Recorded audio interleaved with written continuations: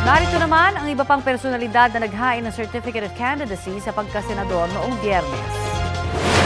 Nag-file ang COC si Froilan Serafico, incumbent Representative Bonifacio Busita, pati sina Ernesto Balite, Luke Espiritu, Yodi de Guzman at si Elvis Beniga. Pero hindi na siya humarap sa media. 15 party-list organizations naman ang naghain ng kanilang Certificate of Nomination at Certificate of Acceptance of Nomination. Ito naman ang mga naghain ng Certificate of Candidacy sa pagkasenador nitong Sabado. Una naghain si Warlito Bovier, na sinundan ni Maria Charito Billones, Gerson Ares, Ben Tulfo, Ludegario Estrella, Sani Matula, Relly Jose Jr. at Richard Nicolas. Rolando Rastaman Plaza, Virginia Sabit, Wilson Aklan at si Primo Capuno Jr. na hindi humarap sa media.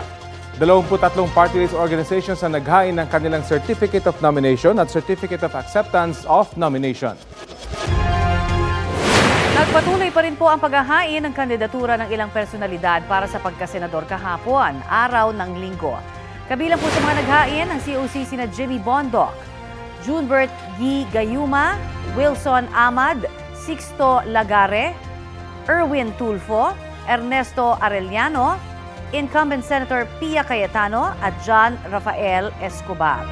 14 na party-list organizations naman ang naghain ng CONCAN.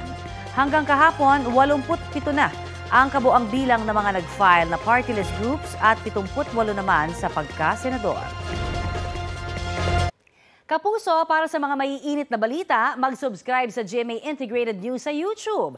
Sa mga kapuso naman abroad, subaybayan nyo kami sa GMA Pinoy TV at sa www.gmanews.tv.